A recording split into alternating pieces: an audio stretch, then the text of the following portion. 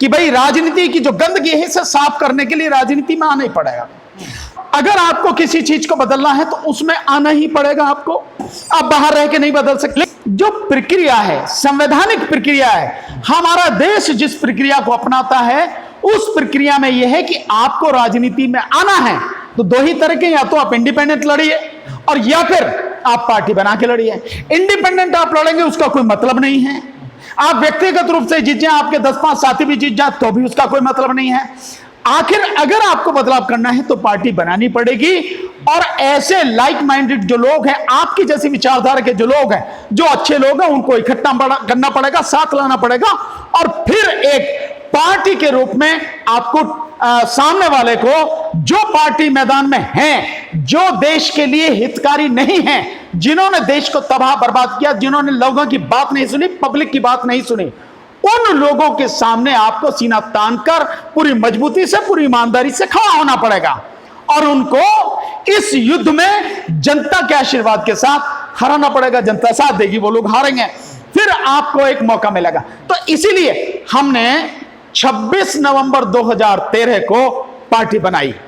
उसके बाद में हमने हमारी इस पार्टी को चुनाव आयोग ने, इलेक्शन कमीशन ऑफ इंडिया ने 29 मार्च 2014 को रजिस्टर किया और उसके बाद में हम 2017 के चुनाव में उत्तर प्रदेश में पहली बार और फिर एक बाई इलेक्शन नूरपुर में हम लड़े। देन उसके बाद में एक सीट पर हम लोकसभा चुनाव 2019 लड़े इनर मणिपुर पे, और अब पूरी ताकत के साथ में हम उत्तर प्रदेश, पंजाब, उत्तराखंड और मणिपुर चारों राज्यों में चुनाव लड़ने जा रहे हैं। तो अगर आपको बदलाव करना है तो एक सिस्टम है, उस सिस्टम में आना पड़ेगा। सिस्टम से बाहर रह के आप कुछ नहीं कर सकते हैं, पाएंगे। आज आप देखिए कि बीजेपी, या यूं कहें कि आरएसएस इतने समय से चलती आ रही, 90-95 साल उन्हें हो गए, आज इतने समय बाद आके वो कब ये सारे काम कर पा रहे हैं जो वो चाह रहे हैं, जब सत्ता पूरी तरह से उनके हाथ में है। तो अगर आप कुछ अच्छा करना चाहते हैं, भला करना चाहते हैं, तो सत्ता आपके हाथ में चाहिए। इसके लिए आपको काम करना पड़ेगा। जितना भला आप राजनीति में रह के कर सकते हैं, जितना काम आप राजनीति में रह के कर सकते हैं, इतना काम आप बाहर रह के नहीं कर सकते हैं। आप और मैं, आपकी तरह और मेरे जैसे कितने भी हजारों लाखों लोग हैं, हम लोग सामाजिक कार्यकर्ता हैं, सड़क पर संघर्ष करते हैं, आवाज उठाते हैं, जनता की शोर मचाते हैं, सारा सब कुछ करते हैं, आंदोलन करते हैं, लेकिन हासिल क्या है? हासिल बताइए ना, मैं आपसे भी पूछना चाहता हूं, उसका हासिल क्या है? हासिल तो कुछ नहीं हो पाया, सिवाय इसके कि कुछ लोग जरूर जाग रहे हैं, कुछ लोग जरूर जागरूक हो रहे हैं, इसके अलावा तो कुछ नहीं है। लेकिन अल्टीमेटली आना आपको राजनीति में ही पड़ेगा, तभी आप ये सारा बदलाव ले पाएंगे। लेकिन सर इस तरीके से तो सर जो जनता है वो ये भी सवाल कल को कर सकती है कि क्या अगर जो है, अगर अपनी आवाज उठानी है, लोगों की मदद ही करनी है, तो क्या हर किसी को पार्टी बनाना चाहिए क्या? नहीं, मैं नहीं कह रहा हूं कि हर किसी को पार्टी बनाना चाहिए, लेकिन अगर व्यक्ति को काम करना है तो या तो राजनीति में जो ऐसी पार्टियां हैं जो अच्छे काम कर रही हैं या कर सकती हैं, या जिनकी करने की इच्छा है, आप उनका साथ दीजिए, और या फिर उनको किसी भी तरह से आप बाहर रह के उनको सहयोग कीजिए आप, या फिर अगर ऐसा नहीं है तो आपको राजनीति में आना पड़ेगा। पार्टी अगर नहीं कोई आपको ले रही है, जैसे कोई मेरे से पूछ सकता है कि भाई आपने नई पार्टी बनाई क्यों? बिल्कुल सही कह रहे हैं आप। कोई पार्टी अगर आपकी ईमानदारी, आपकी मेहनत, आपके ज्ञान, आपकी संघर्षशीलता की कदर नहीं करेगी और गुंडों की तादाद राजनीति में बढ़ती जा रही है, गंदगी फैलती जा रही है, जनता का दम घुटता चला जा रहा है, उसके हक मारे जाते रहे, तो आपके पास रास्ता क्या है? आपके पास रास्ता यह है कि आप राजनीति में आए। पार्टी नहीं आपको साथ में कोई ले रही है तो आप नई पार्टी बनाए। पार्टी बनाना कोई ये मतलब खेल भी नहीं है, और पार्टी बनाना कोई इतना आसान भी नहीं है। ये बहुत सोच समझ के ये कदम उठाया जाता है। जब कोई भी ऐसी पार्टी नजर नहीं आ रही या कोई भी ऐसी पार्टी आपको साथ नहीं ले रही, तब आप क्या करेंगे? निश्चित रूप से जो प्रक्रिया है उसमें आपको आना पड़ेगा। उसमें आके ही आपको लोगों को जो है, जो आपकी तरह सोचने वाले, आपकी तरह संघर्ष करने वाले लोग हैं, आपकी तरह ईमानदार लोग हैं, आपकी तरह इंटेलिजेंट लोग हैं, उन लोगों को साथ में लाना पड़ेगा, एक मजबूत संगठन बनाना पड़ेगा और लोगों को जिम्मेदारी देकर चुनाव लड़ाना पड़ेगा, जीतना पड़ेगा, सत्ता को अपने हाथ में लेना पड़ेगा और फिर पब्लिक के लिए काम करना पड़ेगा। तो फिर सर आपकी पार्टी जो है अन्य पार्टियों से जो है, अगर जनता जो है अगर आपकी पार्टी को अगर पसंद भी करे तो ऐसा क्या खास है जो अन्य पार्टियों में देखने को नहीं मिले? देखिए, बहुत सीधी बात है कि पार्टी बेसिक रूप में आप कहेंगे कि जो लीडरशिप होती है उस पर बहुत कुछ निर्भर करता है। अगर लीडरशिप अच्छी है, निश्चित रूप से पार्टी भी अच्छी होगी, पार्टी भी अच्छी तरह से काम करेंगे। मैं अपने विषय में कुछ नहीं आपसे कहना चाहता हूं, मुझे आज से नहीं है, आप लोग सालों से मुझे जान रहे हैं, सालों से लगातार आप मुझे देख रहे हैं, सालों से लगातार आप मुझे सुन रहे हैं, मुझे समझ रहे हैं। अगर आप समझते हैं कि मैं एक ठीक व्यक्ति हूं, राजनीति में आने की योग्यता रखता हूं, राजनीति को बदलने की ताकत और क्षमता रखता हूं, तो आप मेरा साथ दीजिए। मैं आपका सम्मान करता हूं, आप सब लोग मेरा साथ दीजिए, क्योंकि बिना इसमें आए कुछ नहीं होने वाला। आप देख रहे हैं कि किसान लोग हैं, किसान आंदोलन, हम लगातार उससे जुड़े हुए हैं, जितना भी हमसे हो सकता हम वो सहयोग भी कर रहे हैं, सारी चीजें हैं। उस सब के बावजूद भी 7 महीने हो गए सरकार के कान पर जू नहीं रेंग रही। अब ये मानिए कि क्या अगर अच्छी सरकार होती है, क्या सरकार में अगर अच्छे लोग बैठे होते, तो क्या किसानों को और देश को ये दिक्कत झेलनी पड़ती? ठंड में, गर्मी में, बरसात में हर तरह से किसान सड़क पर बैठे हैं। ये देश के लिए वाकई में शर्म की बात है कि सरकार सुन नहीं रही है। क्या ऐसी स्थिति होती? नहीं होती, क्योंकि अच्छे लोग अच्छा काम करते, इसकी जरूरत ही नहीं होती। एक कानून जो देश को तबाह करने वाला है, जो किसानों ने जो कानून मांगा नहीं, वो जबरदस्ती उन पर थोपा जा रहा, देश पर थोपा जा रहा। तो इस चीज को समझने की जरूरत है। अगर अच्छे काम करने हैं तो आप वहीं से कर सकते हैं, नहीं तो आप नहीं कर सकते, क्योंकि इतनी ताकत केवल राजनीति में है। इसीलिए बाबा साहब डॉक्टर अंबेडकर ने एक बात कही थी, लोग समझते नहीं है उसको। उन्होंने कहा था कि राजनीतिक शक्ति हर ताले की चाबी है।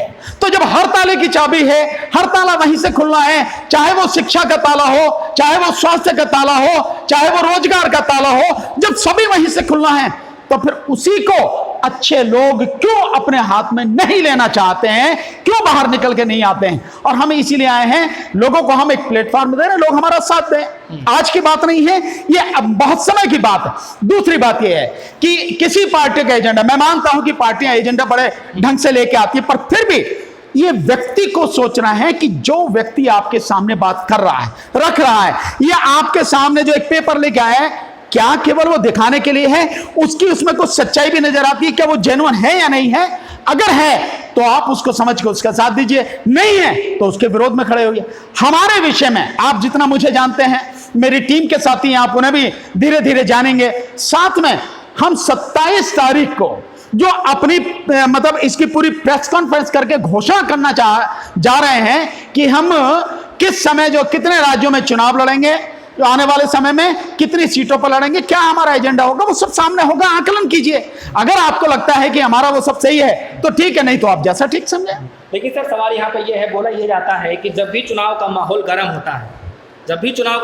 होता है, तब नेताजी का स्वभाव है वो जो नरम होता हुआ दिखाई देता है। तो क्या लगता है जिस तरीके से आप बेबाकी से आप बोलते हुए नजर आते हैं, कहीं ऐसा तो नहीं कि चुनाव खत्म होने के बाद आपका जो है स्वभाव? ये आने वाला समय बताएगा, लेकिन मैं इतना जानता हूं कि आपको मेरे अंदर कुछ अच्छा बदलाव तो नजर आ सकता है, कोई घटिया बदलाव आपको मेरे अंदर नहीं नजर आएगा। मैं इतना ही आपको कह सकता हूं। बाकी आप मुझे जानने के लिए मुझे सुनिए, मुझे समझिए, मेरे साथ आइए, मेरे साथ चलिए, बातें कीजिए, लोगों से मेरे विषय में पूछिए, आपको पता लग जाएगी कि मैं कैसा व्यक्ति हूं, और मैं जैसा व्यक्ति हूं तो पार्टी कैसी होगी, मेरे साथी कैसे होंगे, इस तरह से आपको सब पता लग जाएगा। लेकिन ये काम आपको भी करना है, ये जिम्मेदारी, मेहनत आपको भी करनी है कि आप हमें जानने की कोशिश करें। बाकी को तो आप जान ही रहे हैं, आपके सामने आपने देख ही लिया है, इसमें कोई दूसरे उन्हें जानने की जरूरत है भी नहीं, मैं सब मानता हूं। लेकिन जहां तक हमें जानने के, आप हमें जानिए, हमें समझिए, और हमें समझ के अगर सही है, हमारा कदम सही है, तो हमारे साथ आइए। तो इसका मतलब यह है कि आने वाले चुनाव को लेकर के जो है आप कांटे की टक्कर रखने वाले उत्तर प्रदेश में? नहीं, 100%, इसमें कोई शक वाली बात नहीं है कि उत्तर प्रदेश में और पंजाब में और उत्तराखंड में जो चुनाव होगा, हम एक मजबूत ताकत के रूप में आपको वहां दिखाई देंगे।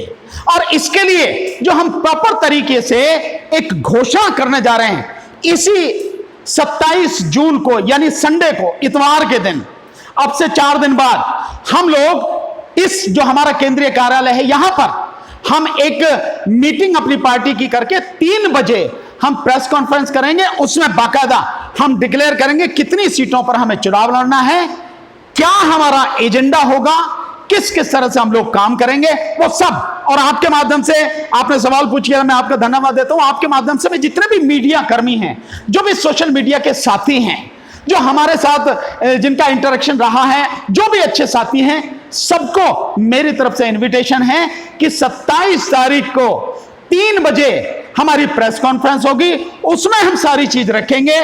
आप सभी मेरी तरफ से, राष्ट्रीय जनहित संघर्ष पार्टी की तरफ से सादर आमंत्रित हैं। आप सब लोग आइए, आपके मन में जो सवाल हो वो पूछिए और हम अपनी बात आपके सामने रखेंगे। हमारी बात सही हो तो लोगों तक पहुंचाइए। एक आखिरी सवाल है सर मेरा, क्या विश्वास है आपको कि वाकई में इस बार जो चुनाव उतर रहे हैं कुछ अच्छा होने वाला है? आप अपने आप देखेंगे, क्योंकि मैं जिस तरह से मुझे खबरें मिल रही हैं, आने वाला भविष्य जो है, आने वाला समय आपको बताएगा।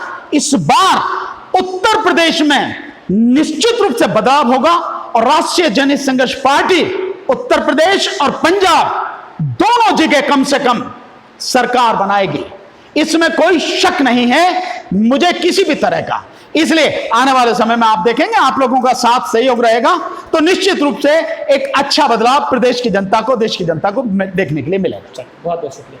ये हमारे साथ मौजूद रहे एडवोकेट भानु प्रताप जी, जो कि बेबाकी से अपनी बातों को रखते हैं। इससे पहले जो है आप इनको एक अलग चेहरे के रूप में देखते होंगे कि ये एडवोकेट हैं, लेकिन जो पार्टी जो है जिसकी हम बात कर रहे हैं, RJSP यानी कि राष्ट्रीय जनहित संघर्ष पार्टी, वो खैर जो पुरानी पार्टी है, इनकी इसके जो नींव है वो करीब आज से 3-4 साल पहले ही रख दी जा चुकी थी, लेकिन किसी कारण से जो है वो एक्टिव नहीं हो, 7 साल पहले। लेकिन अब जो जिस तरीके से उत्तर प्रदेश का चुनाव देखा जा रहा है, जो 5 राज्यों में चुनाव देखे जा रहे हैं, तो इन्होंने जो अभी रणनीति जो तैयार करी है वो अगले प्रेस कॉन्फ्रेंस में उसको तय करेंगे किस तरीके चुनाव लड़ा जाएगा, क्या एजेंडा रहने वाला है, और जो उनकी विपक्ष पार्टियां हैं, जो भी सत्ता में पार्टियां हैं, उससे किस तरीके से जो लड़ाई लड़ने वाली है। तो फिलहाल जो है अब भानु प्रताप जो है मैदान में उतर पड़े हैं और आने वाला समय बताएगा कि जनता जो है वाकई में बदलाव बढ़ने वाली है। क्या वाकई में भानु प्रताप को जो है, जो बाकी से बातों को रखते हैं, लोगों की मदद करते हैं, क्या वाकई में जनता जो है उनको पसंद करती है? फिलहाल तो इतना ही, जुड़ेगा हमारे साथ।